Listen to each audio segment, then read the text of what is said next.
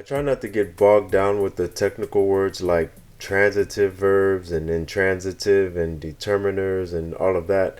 If you learn better that way, that's fine.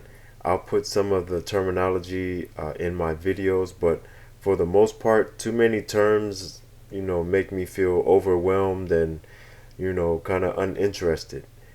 But one term most people know is noun. Nouns are person, places, things, and ideas. Sentence structure in Samoan is different from English, which is why and where most people have a hard time understanding. But once you know that sentences are structured in a different way in Samoan, it's easier to pick up the language.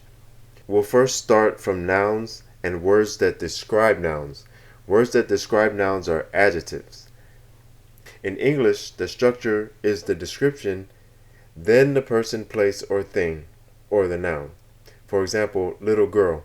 The description or the adjective is little, then the person, place, or thing is the girl. In Samoan, the structure is the opposite of little girl.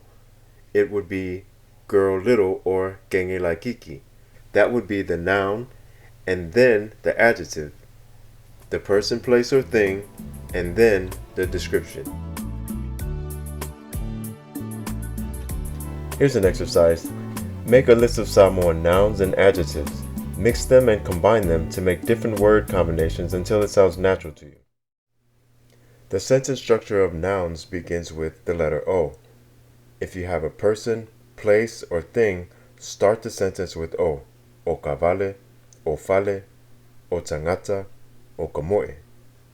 Not kamoe. Why? Because kamoe is not a noun. Kamoe is a verb. It means to run. Run is an action word or a verb. So with action words, you're going to start those type of sentences with a tense marker.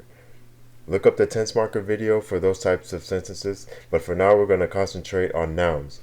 Just remember, phrases that begins with nouns are going to start with O in front of the noun. Building from that, if you have a word that describes a noun or adjectives, then remember the structure from earlier. Noun plus adjective, fale tele.